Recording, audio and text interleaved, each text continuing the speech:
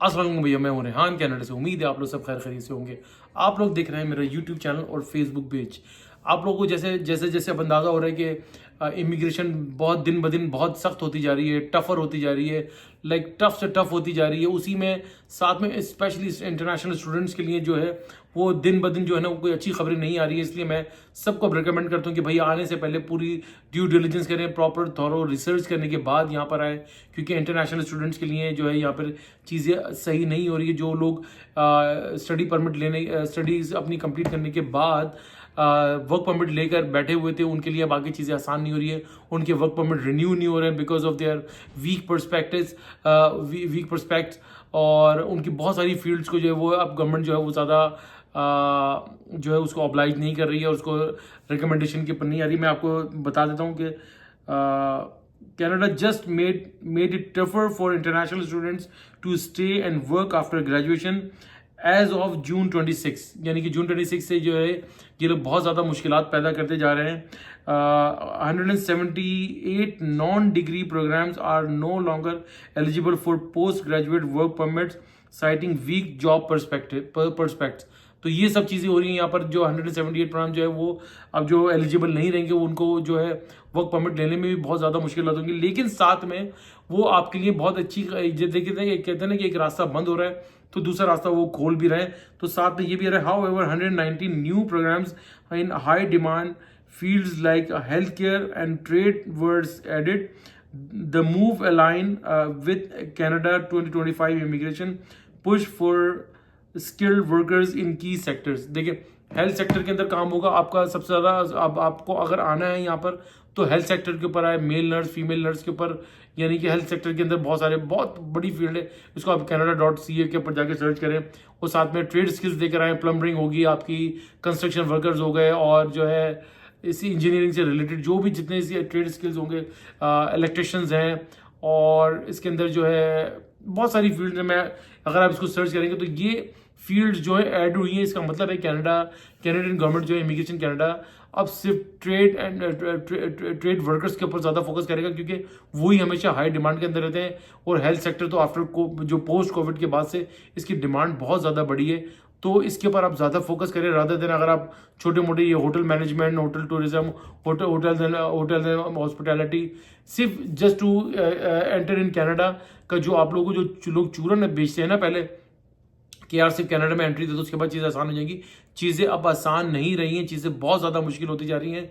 अगर आप मैं ऐसे बहुत सारे स्टूडेंट्स को भी जानता हूं जो स्टडीज़ कंप्लीट करने के बाद उनको 2-2 साल के वर्क परमिट मिले, लेकिन उनके वर्क परमिट जो है अब एक्सटेंड नहीं हुए हैं। वो बेचारे काफ़ी लोग वापस चले गए। अगर आप एयरपोर्ट वगैरह पे कोई लोग आपके जानने वाले जॉब्स वगैरह करते हैं तो आपको बताएंगे कितने इंटरनेशनल स्टूडेंट जो है वो वापस जा रहे हैं, क्योंकि उनके लिए चीज़ें बहुत मुश्किल से मुश्किल तर होती जा रही हैं। क्योंकि वो लोग जो है ना वो स्टडीज़ करके नहीं आते, प्रॉपर अपनी रिसर्च वर्क नहीं उनका नहीं हुआ होता, सिर्फ एक भीड़ चालू होती है, एक बंदे का वीज़ा लगता है, सब लोग बोलते हैं कि यार एक बार कनाडा में एंटर हो जाओ, रेफ्यूजी बन जाएंगे, सब ये हो जाएगा, शादी कर लेंगे, सारे फलाना धमाके कर लेंगे। ये सब चीज़ें भैया कहने में सुनने में तो आसान लगती है, लेकिन इतनी कोई आसान नहीं है। ये बहुत ज़्यादा मुश्किल काम होता है।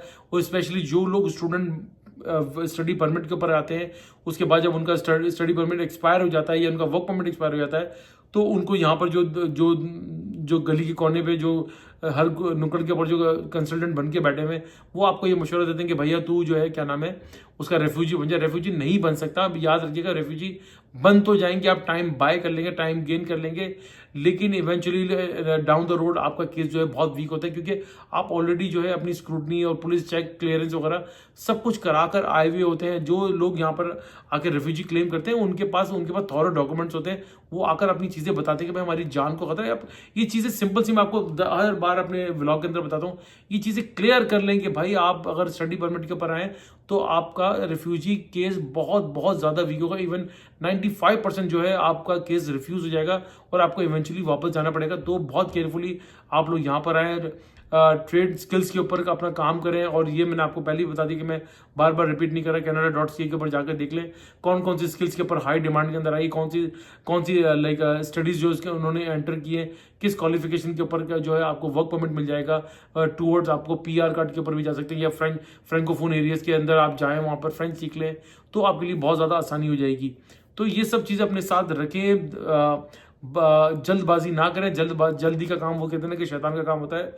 अपनी ड्यू डिलिजेंस करें। इतना पैसा अपने माँ बाप का पैसा खर्च करते हैं, माँ बाप कहाँ कहाँ से अरेंज करके आपके लिए पैसे लेकर आते हैं, लेकिन आप देखिए जब आपका मकसद ही फौत हो जाएगा, जब ये आप यहाँ पर आ जाओगे 3-4 साल के बाद आपको वापस जाना पड़ेगा। 3-4 साल में तो भैया आपकी सिर्फ स्टडीज़ के पैसे ही पूरे होते हैं, और उसके बाद आपके घर वालों ने जो लोन वगैरह लिए हुए होते हैं, जो चीज़ें मोर्गेज वगैरह करा कर आपको पैसे लेकर आए हुए होते हैं, उसका फिर आप क्या करेंगे। इसलिए यहाँ पर बहुत सारे स्टूडेंट जो यहाँ पर आकर डिप्रेशन के भी बहुत ज़्यादा शिकार हो रहे हैं, क्योंकि उनके डिप्रेशन की असल वजह यही होती है कि उनके पेरेंट्स के ऊपर बहुत ज़्यादा कर्जे चढ़े हुए होते हैं, उनको कर्जे भी उतारने होते हैं, और उनको अपनी स्टडीज़ के पैसे भी निकालने होते हैं, और आगे चीज़ें इमिग्रेशन को लेकर टफ से टफ होती जा रही है। तो बहरहाल अपना बहुत बहुत ख्याल रखें, और बहुत ज़्यादा अगेन लाइक पूरी रिसर्च करने के बाद एक प्रॉपर इमिग्रेशन कंसल्टेंट के बाद से कांटेक्ट करके कंसल्टेंसी लेकर उसको भी गूगल के ऊपर सर्च कर लो इसका सक्सेस रेट क्या है, क्या वो आपको ऑनेस्ट एडवाइस दे रहा है या नहीं दे रहा। ये आपका अपना खुद का भी जहन काम करना चाहिए कि यार ज़रूरी नहीं कि हर बंदा बोले बस वीज़ा लगाओ और आ जाओ। तो इन चीज़ों का बहुत बहुत ख्याल रखिएगा। वीडियो अच्छी लगी तो भैया लाइक करें, सब्सक्राइब करें, बेल आइकन का बटन जरूर दबाइएगा, शेयर करना ना भूलिएगा। दुआ दीजिए, दुआ लीजिए, दुआ में बड़ी ताकत है। सदका खैरात और चैरिटी करते रहा कीजिए, आपको बड़ी बड़ी परेशानी और आफत से बचाती है। इंशाल्लाह ताला नेक्स्ट व्लॉग में फिर हाजिर होंगे, तब तक के लिए अल्लाह हाफिज़।